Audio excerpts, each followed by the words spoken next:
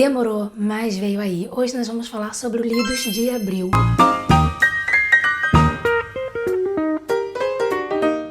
E antes de eu começar mostrando o primeiro livro, eu preciso dizer que se vocês têm irmãos e seus irmãos recomendam livros, não aceite. Que o primeiríssimo livro do mês que eu li foi indicado pela minha irmã e é Babel. E agora você deve estar me perguntando, meu Deus, esse livro é ruim? Não, pelo contrário. Este livro aqui, na verdade, ele tem uma nuance que só a R.F. Kuang consegue fazer com a gente, que é deixar a gente com ódio e ao mesmo tempo fazer o nosso cérebro dar pulos. Porque isso aqui é uma crítica pura ao colonialismo, então tem muita, mas muita xenofobia, racismo e uma dose ali de machismo. Então esse livro aqui faz você querer com que o seu punho ele atravesse as páginas e acerte no rosto de homens brancos filhos da puta. Este livro aqui faz você também repensar sobre o capitalismo, porque você pensa, meu Deus, a gente está vivendo num modelo de trabalho merda, mas aqui era pior ainda. E esse livro aqui destrói a sua alma. Ele arranca a tua alma de dentro do seu corpo. E aí no meio do livro eu estava em dúvida se eu dava uma estrela por ter me estressado ou se eu abandonava porque eu não aguentava mais a leitura de tanto sofrimento. Mas fica aí a recomendação para vocês. Aqui a gente vai acompanhar a história que se passa em 1800 e bolinho. Nisso a gente acompanha o Robin, que ele é um menino chinês, que ele veio lá de Cantão. E o que acontece? Tem uma doença que acaba, devasta um Cantão. A família toda dele morre, a mãe dele morre na frente dele. Isso já é o início do livro. O sofrimento começa aqui. E nós temos um homem branco, que é o professor Lovell, que ele chega pro Robin, resgata ele, usando a prata. Neste livro nós temos uma coisa meio fantástica, que é o uso da prata, que é controlado pela Grã-Bretanha. Então eles são os maiores exportadores e produtores de prata neste tempo aqui. E a prata pode ser usada como uma cura. Então ele salva o Robin da doença. E o Robin, ainda criança, não entende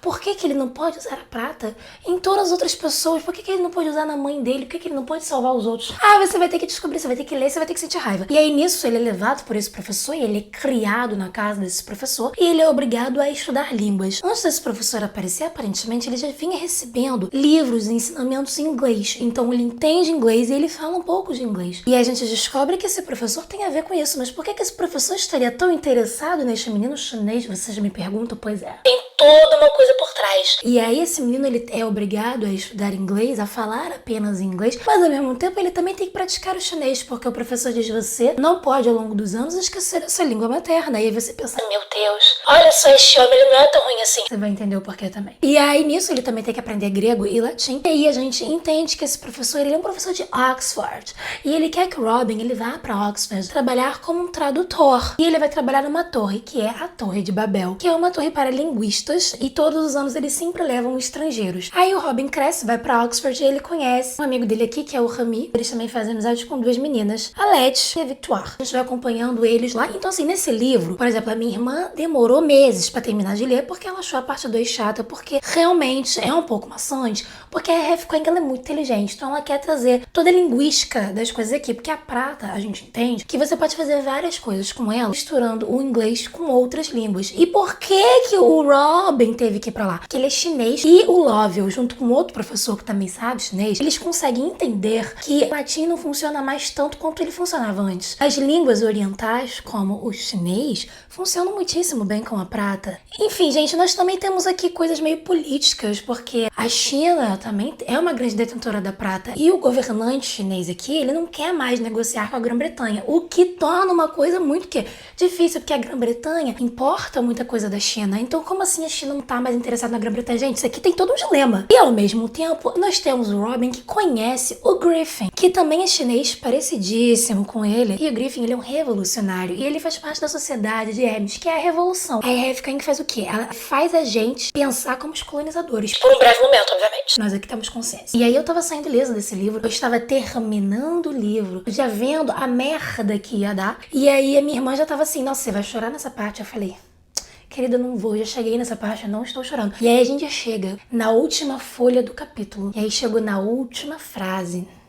E aí, gente, simplesmente abriu a torneira e eu comecei a chorar copiosamente. E aí eu quis amaldiçoar a minha irmã imediatamente, porque isso aqui acabou comigo. Isso aqui me destroçou em pedaços. E pra quem não sabe, eu já fiz um vídeo sobre livros que me fizeram chorar ao longo da vida e não foram muitos, porque eu realmente sou difícil de chorar em livro. Mas esse aqui me destroçou. Na escala de choro foi um sólido 5 de 5 e na escala de estrelas, 5 estrelas, porque menos que 5 estrelas era impossível para esse livro. Então assim, seja forte, leia isso aqui. Isso aqui vai acabar com você, fica o aviso. depois de eu ter a minha alma arrancada por esse livro, o mês ainda não tinha acabado. E aí, pra mim, não existe ressaca literária. O que eu acho que realmente acabou atrapalhando minha experiência de leitura, porque eu demorei pra superar Babel, eu não superei. Eu tava lendo outro livro pensando nos personagens de Babel. Mas deu tudo certo e eu consegui me embrenhar na segunda história, que foi Amores Verdadeiros, da Taylor Jenkins Reid. E aqui nós acompanhamos a história da Emma. E a Emma tá noiva do melhor amigo, até que ela recebe uma ligação do marido dela, que estava morto há quase 4 anos, dizendo que está vivo. Então nós vamos acompanhando toda a história dela, o passado, de como ela conheceu o Jesse, o marido dela, de como eles se apaixonaram, e sobre como ela enfrentou o luto, e sobre como ela meio que se obrigou a seguir em frente, e ela meio que retomou o contato com o Sam, eles começaram a sair e ficaram noivos. Então ele volta pra vida dela, e o Sam, que é um homem,